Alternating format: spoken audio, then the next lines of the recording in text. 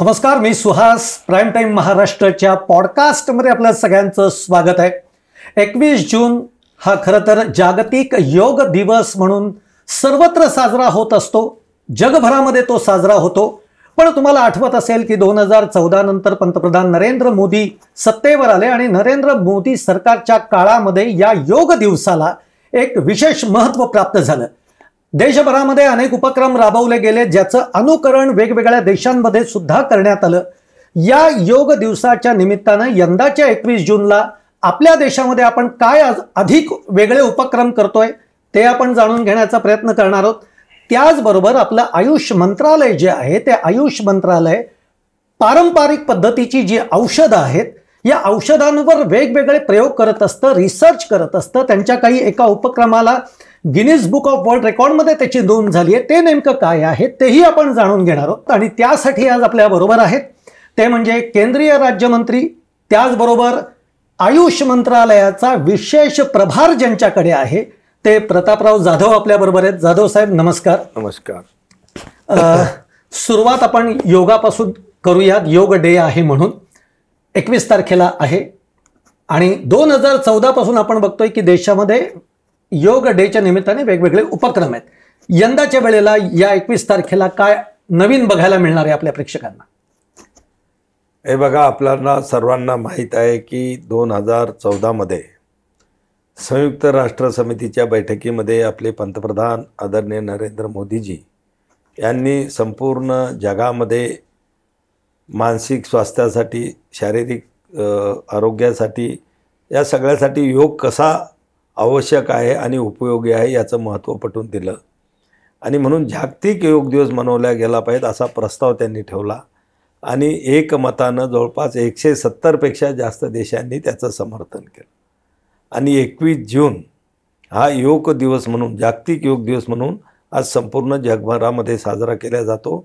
आणि विशेष योग हा आपल्या देशाची देण असल्यामुळं हजारो वर्षाच्या तपश्चर्यानंतर आपल्या ऋषीमुनींनी साधना केल्यानंतर या योगाची निर्मिती त्यांनी केलेली. आणि म्हणून या योगासोबत आपला अध्यात्मसुद्धा जोडलेला आहे. आणि म्हणून आपला योग आणि अध्यात्म जगामध्ये जावं या हेतूनं 21 जून ही तारीख जगामध्ये योग दिवस मानावा म्हणून त्या ठिकाणी सगळ्यांनी मान्यता दिली. आणि 2015 पासून 21 जून हा योग दिवस म्हणून संपूर्ण जगामध्ये त्या ठिकाणी जवळपास 170 पेक्षा जास्त देशामध्ये साजरा केला जातो. विशेष करून आपल्या भारतामध्ये मोठ्या प्रमाणात होतो. आता जवळपास त्याला 10 वर्ष पूर्ण झालेली आहेत. येणारा हा 21 जून 2025 हा 11वा आपण जागतिक योग दिवस साजरा करतो. आणि म्हणून आदरणीय पंतप्रधान मोदी साहेबांनी आम्हाला निर्देश दिले होते की हा योग दिवस एक 11वा असल्यामुळं मोठा झाला पाहिजे आणि मोठ्या संख्येनं अगदी लहान मुलापासून वयोवृद्ध लोकांपर्यंत, माता भगिनीपर्यंत सगळ्यांपर्यंत हा योग गेला पाहिजे. सगळ्यांना त्याच्यामध्ये सहभागी केलं पाहिजेत. आणि त्यांनी निर्देश दिल्याप्रमाणे आम्ही तयारी सुरू केली. जवळपास आपल्या देशाचे जे आरोग्यमंत्री आहेत आदरणीय JP नड्डाजी यांच्या अध्यक्षतेखाली एक मिनिस्टर ऑफ काउन्सिल म्हणजे कॅबिनेट मंत्र्याची सुद्धा एक बैठक त्यांनी बोलावली. आणि सगळ्या मंत्रालयांनी या योग दिवशी आमचे सगळे विभाग अगदी मनापासून याच्यामध्ये आम्ही सहभागी होऊ. आम्ही सगळ्या लोकांचं सहकार्य राहील. योग दिवस साजरा करणं हे फक्त आयुष मंत्रालयाचं काम नाही तर आपल्या सगळ्यांचं काम ही भावना ठेवून त्यांनी आपापल्या विभागाला सुद्धा सहभागी केलं आणि निर्देश दिले. आणि गेल्या 4 महिन्यापासून आम्ही तयारी करतो. आम्ही आयुष विभागाने जे ठरवलं होतं की मोदी साहेब जो मुख्य इव्हेंट स्वतःच्या उपस्थितीमध्ये होतो तिथून मोदी साहेब त्या योगाचं नेतृत्व करतात. तर त्यांच्यासोबत किमान देशभरामध्ये 1 लाख ठिकाणी सार्वजनिक योग त्या ठिकाणी झाला पाहिजे. आणि म्हणून त्याची पहिले किती लोक योगा करतात असं काही फारशी आकडेवारी काउंटिंग केल्या जात नव्हतं. आणि मग ते सुद्धा आपण यावेळेस करू म्हणून आम्ही योग संगम नावाचं एक पोर्टल काढलं. आणि नंतर आम्हाला पुन्हा त्या ठिकाणी आमच्या नड्डा साहेबांनी सांगितलं की आपलं एक माय भारत पण पोर्टल आहे, ते दोन्ही इंटिग्रेट करून तुम्ही त्याच्या नोंदण्या लोकांना सांगा. म्हणून आपण त्यांना माय भारत पोर्टलसोबतसुद्धा इंटिग्रेट केलं. आंध्रमध्ये योगांध्रा म्हणून यावर्षीचा इव्हेंट आंध्रमध्ये विशाखापट्टणमला होत असल्यामुळं त्यांनी योग आंध्र नावाचं एक पोर्टल आंध्रसाठी एक त्यांनी सुरू केलं आणि आम्हाला अपेक्षा होती की 1 लाखापेक्षा जास्त 1.25 लाख 1.5 लाखापर्यंत त्याच्यावर रजिस्ट्रेशन होती. पण मला सांगायला खूप आनंद वाटतो या ठिकाणी की जवळपास या माय भारत आणि आमचा जो योग संगम पोर्टल आहे याच्या माध्यमातून आतापर्यंत 5 लाख कालच्या 11 वाजेपर्यंत संस्थांनी त्या ठिकाणी नोंदणी केली होती की आम्ही या योग दिवसामध्ये सहभागी होणार. आमच्यासोबत अनेक कुठे 500 असतील, कुठं 1000 असतील, कुठं 5000, कुठं 25,000 असतील, जास्तही असू शकतात. तर लोक सहभागी होती आणि त्या योग पोर्टलवर त्या दिवशी त्यांचे व्हिडिओ फोटो आणि किती लोकांनी योग केला याची सुद्धा आकडेवारी त्या ठिकाणी आम्ही घेणार आहोत.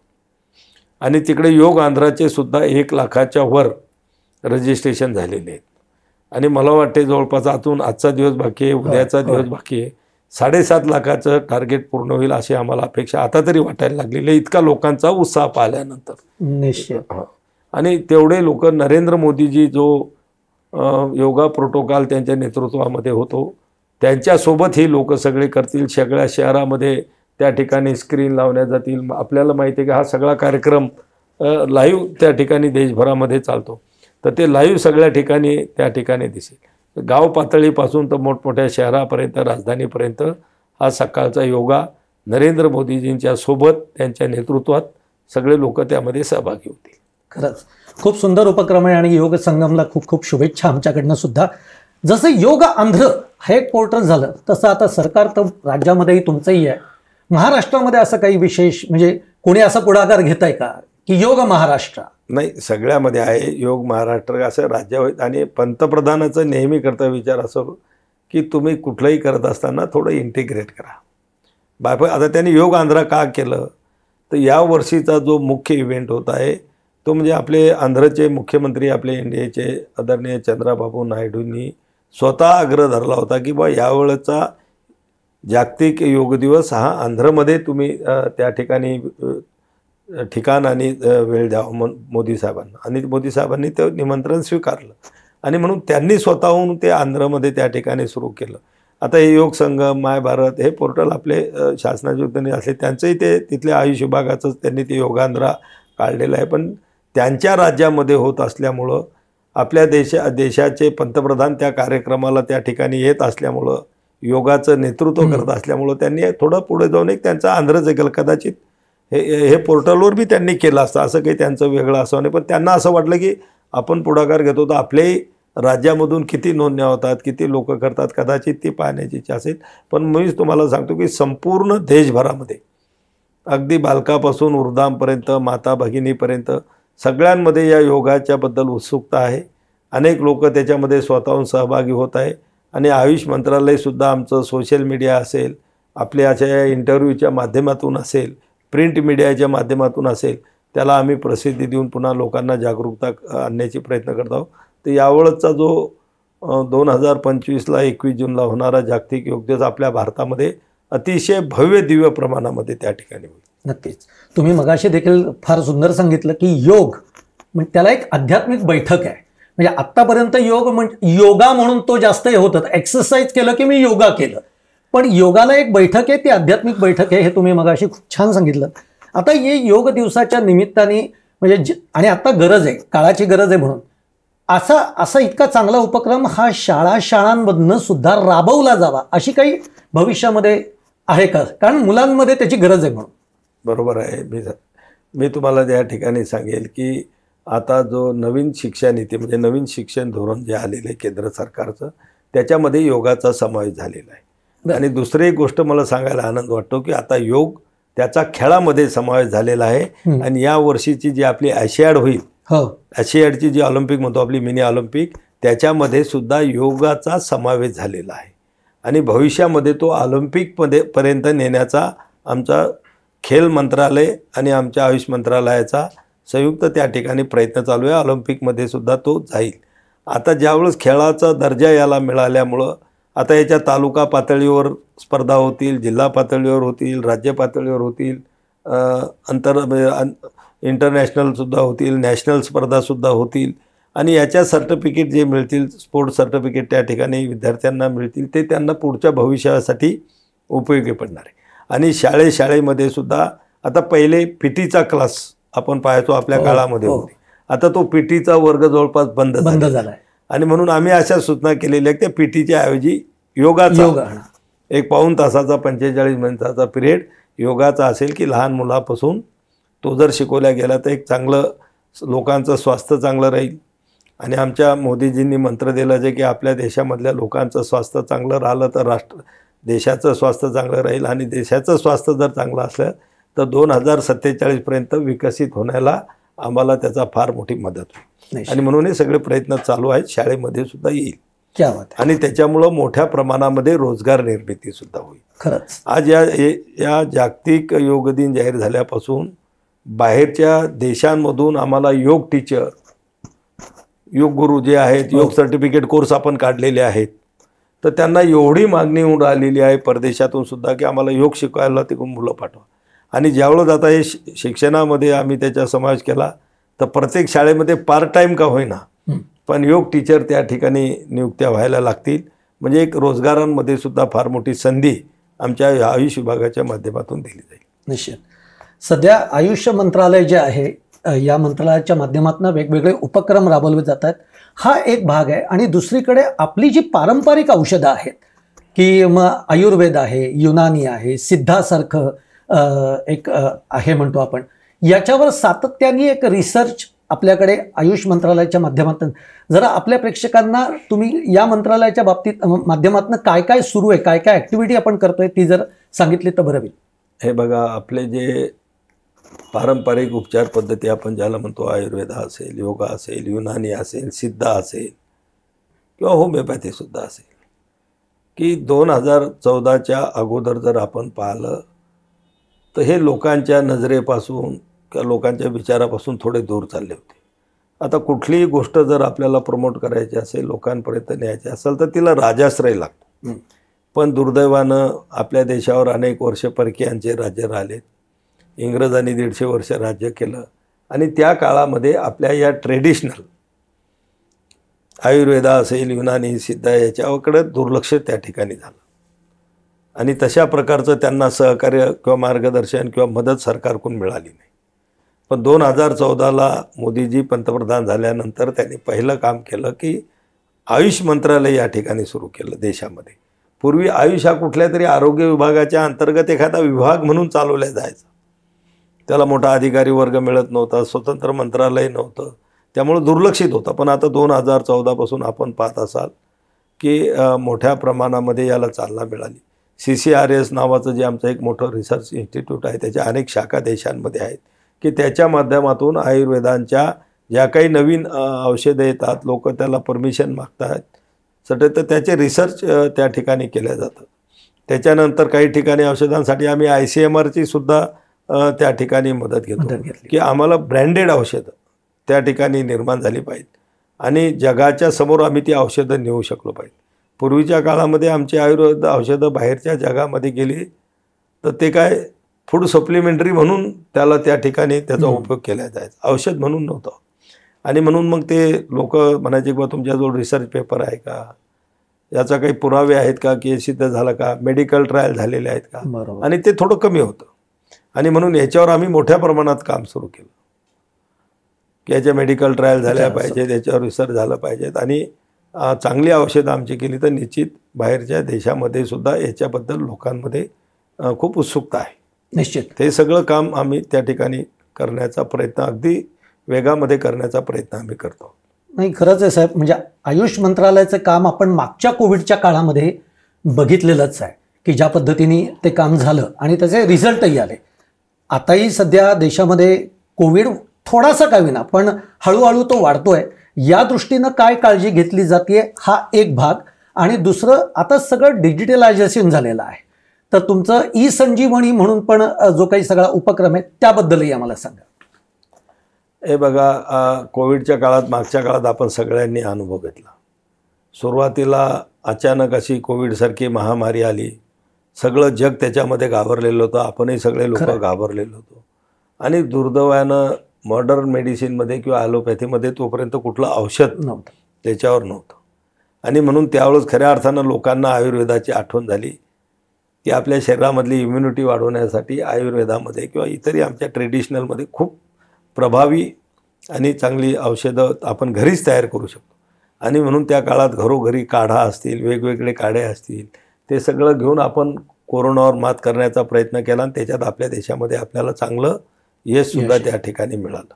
आताही तुम्ही जो म्हणता की कोविड थोडा थोडा त्या ठिकाणी वाढतोय, जरी असला तरी त्याला एवढं घाबरण्याचं कारण नाही आहे की मागच्यासारखं काही त्याची लक्षणं नाही आहेत किंवा तेवढी तीव्रतासुद्धा त्याच्यामध्ये नाही. तरीसुद्धा लोकांनी गर्दीच्या ठिकाणी टाळलं पाहिजेत, गेलं तर मास्क वापरला पाहिजेत, हात धुतले पाहिजे, चेहरा स्वच्छ ठेवला पाहिजेत. अशा जे काही आपल्याला WHO गाईडलाईन त्यावेळेस दिलेल्या होत्या त्याचं जर लोकांनी पालन केलं तर आपण त्याच्यावर सहज त्या ठिकाणी मात करू शकतो.